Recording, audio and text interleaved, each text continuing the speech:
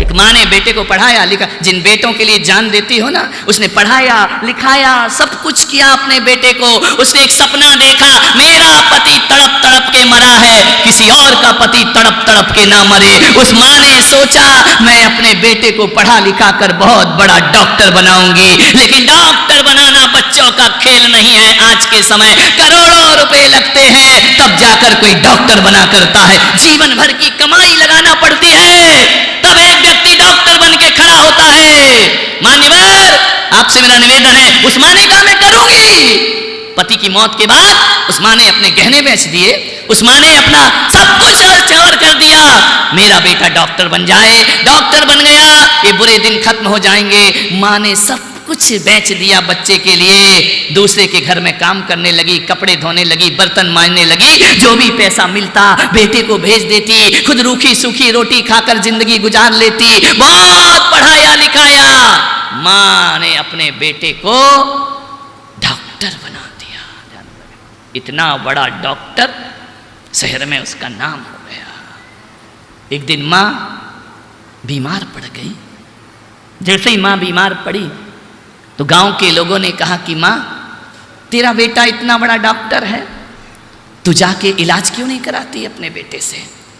उस माँ ने कहा कि सुना तो है कि बहुत बड़ा डॉक्टर बन गया है, लेकिन शहर में कहाँ रहता है, मेरे पास एड्रेस नहीं है। ध्यान रखना, जिस माँ ने सब कुछ निछावर करके बेटे को योग्य बनाया, उस बाप बेटे के पास माँ के लिए एड्रेस नहीं है। बोले माँ, हम तुम्हें बता देंगे, उस शहर में उस डॉक्टर का नाम लेना, बच्चा बच्चा जानता है, रिक्शा वाला जानता है कि वो डॉक्टर कौन है। बहुत बड़ा क्लिनिक है, इतना बड़ा मेरा बेटा डॉक्टर बनने के बाद कभी माँ के पास लौट करके वापस नहीं आया। कमाने लगा, पैसा रहने लगा शहर में। गांव वालों ने कहा माँ तू चली जा, इलाज करा ले अपने बेटे से, बहुत बड़ा डॉक्टर है। गांव वालों ने कुछ पैसे इकट्ठे किए, किराया भाड़ा निकाला कि जा चली जा। बोले मैं ढूंढूंगी कैसे। बोले बस टैक्सी वाले को बोलना अमुक डॉक्टर के पास छोड़ दे। चली गई शहर में। गांव की रहने वाली भोली भाली, कुछ जानती नहीं, पवित्र आत्मा वह पहुंच गई। जैसे ही पहुंची स्टेशन पर उतरी, टैक्सी वाले से बोला अमुक डॉक्टर को जानते हो। अरे अम्मा, उस डॉक्टर को कौन नहीं जानता, बच्चा बच्चा जानता है उसको, बहुत बड़ा डॉक्टर है शहर का। माँ की छाती फूल गई कि मेरी मेहनत सार्थक हो गई है, मेरा बेटा इतना बड़ा डॉक्टर बन गया। जैसे ही जाकर के टैक्सी रुकी, क्या विशाल आलीशान कोठी, कितना बड़ा उसने क्लिनिक बनाया। माँ ने जाकर बेल बजाई, दरवाजा खुला। बेटे ने कहा माँ तू यहां कैसे आई। बोले बेटा अंदर आने को नहीं कहेगा। अरे माँ पधारो, आओ, तुम कैसे आई। बस बेटा, आज तुझे देखकर मेरी छाती चौड़ी हो गई। आज मैंने जो मेहनत मजदूरी की, तूने डॉक्टर बन के मेरा सपना पूरा कर दिया। बोल बेटा इतनी बड़ी कोठी किसकी है। माँ मेरी है। ये क्लिनिक किसका है। माँ मेरा है। इतना विस्तार कर लिया तूने, मेरा नाम रोशन कर दिया। बेटे औलाद हो तो तेरे जैसे होना चाहिए। इतने में एक सीढ़ी से उतरकर एक औरत आती है। वह देखती है, वो कहती है बुढ़िया कौन है, ये यहाँ कैसे आई, इसके कपड़े तो देखो। उसने कहा ये मेरी माँ है। माँ ने कहा ये माँ, ये कौन है बेटा। बोले माँ तेरी बहू है। बहू है, तूने शादी कर ली। बोले हाँ माँ, सब कुछ जल्दी जल्दी में हो गया। हम लोग साथ पढ़ते थे, पढ़ते पढ़ते प्यार हो गया।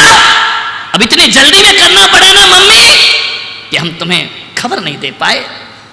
माँ अब हो गया तो हो गया। माँ ने कहा कोई बात नहीं बेटा, माँ की ममता होती है ना। माँ ने आखिरी शब्द भी कहा बेटा तुम्हारा उद्धार हो, खुश रहो बेटा, हरे भरे रहो, कोई बात नहीं है। उसने पूछा बहू ने ये कौन है, कब तक रहेगी। बेटे ने कहा इलाज कराने आई है, इलाज करने दो, बीमार है, पहले इसकी तबीयत ठीक करो। क्लिनिक में एडमिट किया उसको। 7 दिन तक इलाज चला। 7 दिन इलाज होने के बाद माँ की तबीयत में सुधार हो गया।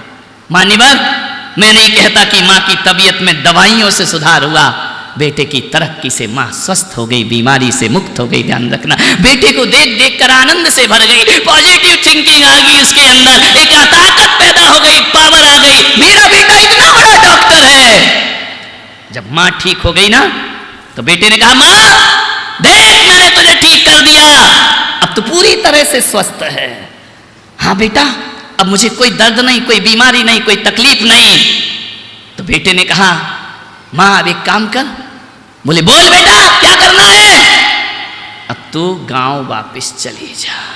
ध्यान रखिए, जिस बेटे के लिए तुम मरते हो ना, वो बेटी जो अमेरिका से माँ के लिए सब छोड़ के आई, और एक बेटा कहता अब तू गांव वापस चली जा। माँ ने कहा, गांव वापस चली जाओ? माँ तो सोच रही थी, सपने देख रही थी, इतनी बड़ी कोठी है, एक कमरा तो मेरा बना होगा, कहीं तो मुझे रहने का स्थान होगा। माँ ने बोला, मैं गांव चली जाऊं?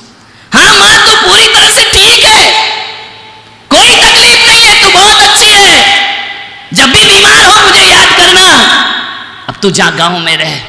उसने कहा, मैं गांव में रहूं? बोले, बेटा माँ देख, मैं भी डॉक्टर हूं, तेरी बहू भी डॉक्टर है, हम दोनों के पास टाइम तो मिलता नहीं है, 24 घंटे इमरजेंसी में रहते हैं, घर में हम रह नहीं पाते हैं, तो तुझे वक्त तो हम दे नहीं पाएंगे, तू जा माँ गांव में रह, हम कभी कभी तुमसे मिलने आएंगे। माँ के पैरों तले जमीन खिसकी। दुर्घटना तो तब घटी जब माँ ने कहा कि ठीक है बेटा मैं जाती हूं, लेकिन जब बेटे ने अपनी पॉकेट में हाथ डाला, एक पर्चा निकाला, वो बहू सामने खड़ी है।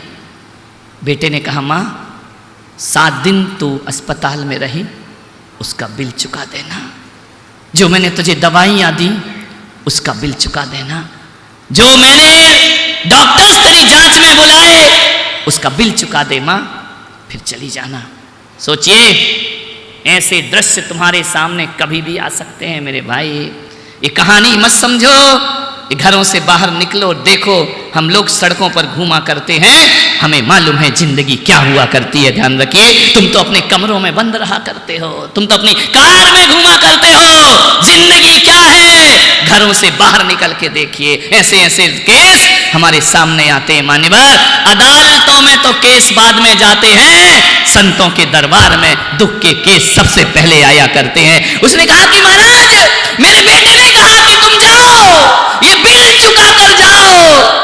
एक तरफ उसके हाथ में कागज का बिल है, वो सामने खड़ा उसका दिल है। वो एक तरफ कागज को देखती है, एक नजर बेटे के चेहरे पर देखा करती है।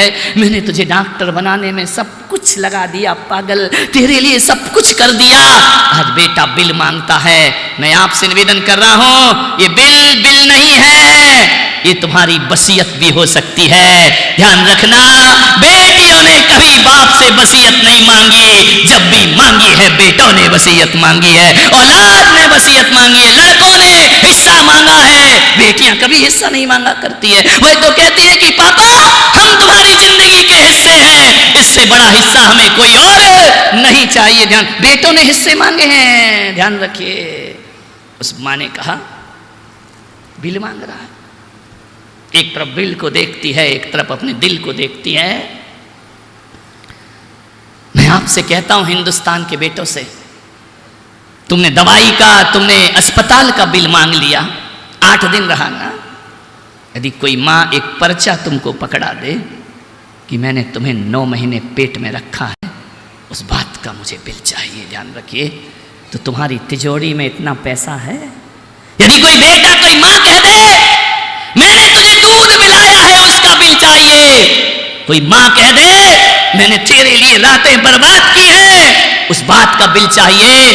तूने कपड़े गंदे किए, मैंने अपने हाथों से तेरी गंदगी साफ की है, बोल, उस बात का बिल चाहिए। तो मैं पुलक सागर कहता हूं, पूरे हिंदुस्तान को भी बेच दिया जाए तो माँ के दूध का बिल नहीं चुकाया जा सकता है। ध्यान रखिए, माँ के दूध का कर्ज नहीं चुकाया जा सकता है। पूरे हिंदुस्तान को भी बेच दो, माँ का दूध, एक बात ध्यान रखना, बाजार में गाय का दूध मिलेगा, भैंस का दूध मिलेगा, बकरी का दूध मिलेगा।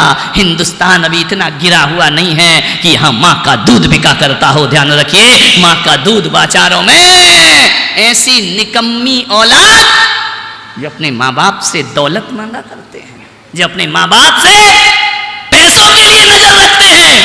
एक बेटी ये बैठी है आपके सामने, जाह्नवी, ध्यान रखना, ये चिड़िया आपको दिख रही है, एक अरबपति करोड़पति घर की बेटी है।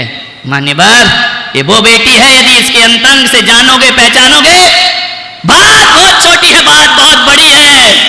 ध्यान रखना है आपको। मान्यवर, इसके पिताजी ने कहा बेटा क्या चाहिए? इसने कहा पिताजी मुझे कुछ नहीं चाहिए।